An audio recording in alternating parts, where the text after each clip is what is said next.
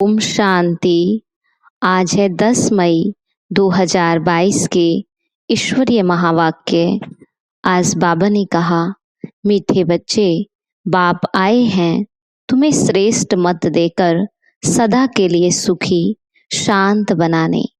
उनकी मत पर चलो, रूहानी पढ़ाई पढ़ो और पढ़ाओ तो एवर हेल्दी वेल्दी बन जाएंगे। प्रश्न है, कौन सा चांस सारे कल्प में इस समय ही मिलता है जो मिस नहीं करना? कौन सा चांस सारे कल्प में इस समय ही मिलता है जो मिस नहीं करना? बाबा कहते, रूहानी सेवा करने का चांस, मनुष्य को देवता बनाने का चांस अभी ही मिलता है। ये चांस मिस नहीं करना है। रूहानी सर्विस में लग जाना है, सर्विसेबल बनना है। खास कुमारियों को ईश्वरीय गवर्नमेंट की सेवा करनी है। मम्मा को पूरा पूरा फॉलो करना है। अगर कुमारियां बाप का बनकर जिस्मानी सर्विस ही करती रहें, कांटों को फूल बनाने की सर्विस नहीं करे, तो यह भी जैसे बाप का डिसरिगार्ड है। गीत है, जाग सजनियां जाग। ओम शांति। सजनियों को किसने समझाया? कहते हैं, साजन आया है सजनियों के लिए। कितनी सजनियां हैं? एक साजन को इतनी सजनियां, वंडर है ना।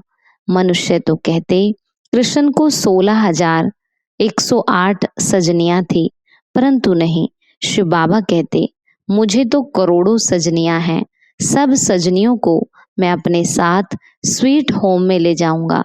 सजनियां भी समझती हैं कि हमको फिर से बाबा ले जाने आए हैं। जीवात्मा सजनी ठहरी, दिल में है साजन आया। दिल में है कि साजन आया है हमको श्रीमत दे श्रृंगार कराने के लिए। मत तो हर एक को देते हैं, पुरुष स्त्री को, बाप बच्चे को, साधु अपने शिष्य को, परंतु इनकी मत तो सबसे न्यारी है, इसलिए इनको श्रीमत कहा जाता है। और सब है मनुष्य की मत, वो सब है मत देते, वह अपने शरीर निर्वाह के लिए। बाबा कहते वो सब मत देते हैं अपने शरीर निर्वाह के लिए। साधु संत आदि सबको तात लगी हुई है शरीर निर्वाह की। सभी एक दो को धनवान बनने की मत देते रहते हैं। सबसे अच्छी मत साधुओं गुरुओं की मानी जाती है, परंतु वह भी अपने पेट के लिए कितना धन इकट्ठा करते हैं। मुझे तो अपना शरीर नहीं है, मैं अपने पेट के लिए कुछ नहीं करता हूँ। तुमको भी अपने पेट का ही काम है कि हम महाराजा महारानी बने। सबको तात है पेट की, फिर कोई जवार की रोटी खाते तो कोई अशोका होटल में खाते। साधु लोग धन इकट्ठा कर बड़े मंदिर आदि बनाते। शिव बाबा शरीर निर्वाह तो कुछ करते नहीं, तुमको सब कुछ देते हैं सदा सुखी बनाने के लिए। तुम एवर हेल्दी वेल्दी बनेंगे। मैं तो एवर हेल्दी बनने का पुरुषार्थ नहीं करता हूँ। मैं हूँ ही अशरीरी, मैं आता ही हूँ तुम बच्चों को सदा सुखी बनाने के लिए। शिव बाबा तो है निराकार, बाकी सबको पेट की लगी रहती है। द्वापर में बड़े बड़े सन्यासी तत्व ज्ञानी ब्रह्म ज्ञानी थे, याद में रहते थे तो घर बैठे उनको सब कुछ मिल जाता था। पेट तो सबको है, सबको भोजन चाहिए, परंतु योग में रहते हैं इसलिए उनको धक्का नहीं खाना पड़ता। अब बाप तुम बच्चों को युक्ति बतलाते हैं कि तुम सदा सुखी कैसे रह सकते हो। बाबा अपनी मत देकर विश्व का मालिक बनाते। तुम चिरंजीवी रहो, अमर रहो, सबसे अच्छी मत उनकी है। मनुष्य तो बहुत मत देते हैं, कोई इम्तिहान पास कर बैरिस्टर बन जाते, परंतु वो सब है अल्पकाल के लिए। पुरुषार्थ करते हैं अपने और बाल बच्चों के पेट के लिए। अब बाबा तुमको श्रीमत देते हैं, हे बच्चे, श्रीमत पर चलकर यह रूहानी पढ़ाई पढ़ो जो मनुष्य विश्व का मालिक बन जावे। सबको बाप का परिचय दो, तो बाप की याद में रहने से एवर हेल्दी वेल्दी बन जाएंगे। वो है अविनाशी सर्जन। तुम बाप के बच्चे भी रूहानी सर्जन हो, इसमें कोई तकलीफ नहीं। सिर्फ मुख से आत्माओं को श्रीमत दी जाती है। सर्वोत्तम सेवा तुम बच्चों को करनी है, ऐसी मत तुमको कोई दे ना सके। अब हम बाप के बच्चे बने हैं, तो बाप का धंधा करे या जिस्मानी धंधा करे, बाबा से हम अविनाशी ज्ञान रत्नों की झोली भरते हैं। शिव के आगे कहते हैं भर दे झोली। वह समझते हैं 10-20 हजार मिल जाएंगे, अगर मिल गए तो बस उन पर बलिहार जाएंगे, बहुत खातिरी करेंगे। वो सब है भक्ति मार्ग। अब सबको बाप का परिचय दो और बेहद की हिस्ट्री ज्योग्राफी सुनाओ। बहुत इजी है। हद की हिस्ट्री ज्योग्राफी में तो बहुत बातें हैं। यह बेहद की हिस्ट्री ज्योग्राफी है कि बेहद का बाप कहाँ रहते हैं, कैसे आते हैं, हम आत्माओं में कैसे 84 जन्मों का पार्ट भरा हुआ है।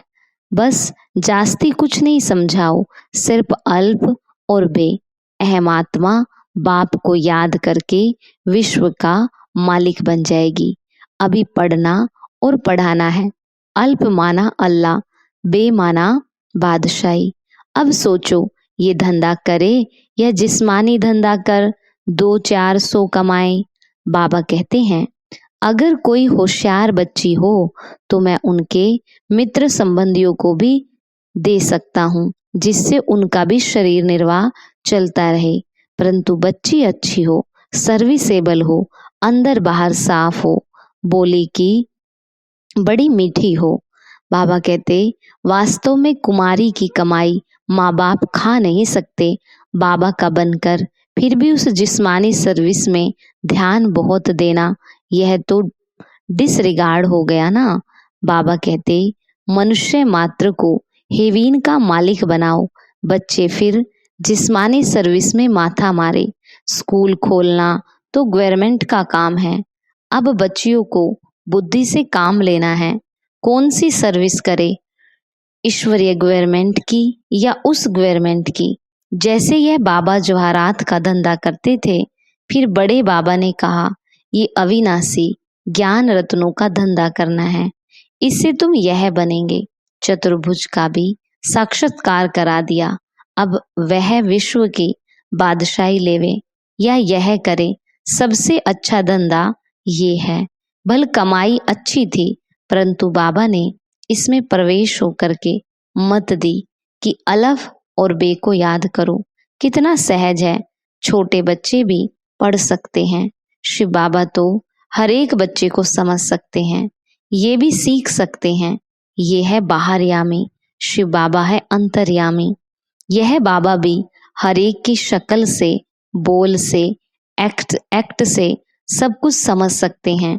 बच्चियों को रूहानी सर्विस का चांस एक ही बार मिलता है। अब दिल में आना चाहिए हम मनुष्य को देवता बनाए या कांटों को कांटा बनाए। सोचो क्या करना चाहिए। निराकार भगवानुवाच देह सहित देह के सब संबंध तोड़ो।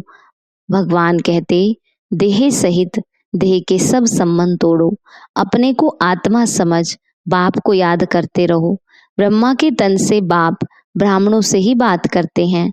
वह ब्राह्मण लोग भी कहते हैं ब्राह्मण देवी देवताए नमः। वह कुक वंशावली, तुम हो मुख वंशावली। बाबा को जरूर ब्रह्मा बच्चा चाहिए। कुमार का बताओ बाबा को कितने बच्चे हैं।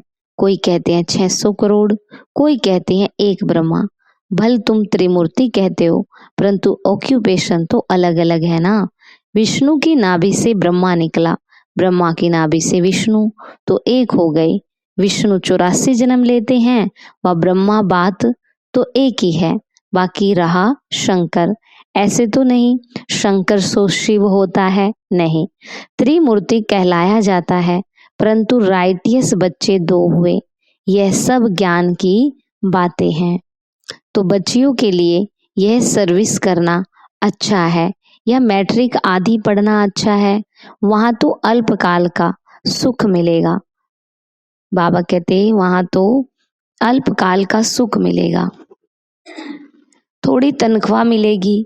यहाँ तो तुम भविष्य 21 जन्मों के लिए माला माल हो सकते हो तो क्या करना चाहिए? कन्या तो निर्बंधन है, अधर कन्या से कुंवारी कन्या तीखी जा सकती है क्योंकि पवित्र है। मम्मा भी कुमारी थी ना, पैसे की तो बात ही नहीं, कितनी तीखी गई तो फॉलो करना चाहिए। खास कन्याओं को कांटों को फूल बनाए, ईश्वरीय पढ़ाई का चांस ले या उस पढ़ाई का, कन्याओं का सेमिनार करना चाहिए। माताओं को पति आदि याद पड़ता है, सन्यासियों को भी याद बहुत पड़ता रहता है। कन्याओं को तो सीढ़ी चढ़नी नहीं चाहिए, संग का रंग बहुत लग जाता है। कोई बड़े आदमी का बच्चा देखा, दिल लग गई, शादी हो गई, खेल खत्म। सेंटर से सुनकर बाहर जाते तो खेल खत्म हो जाता है।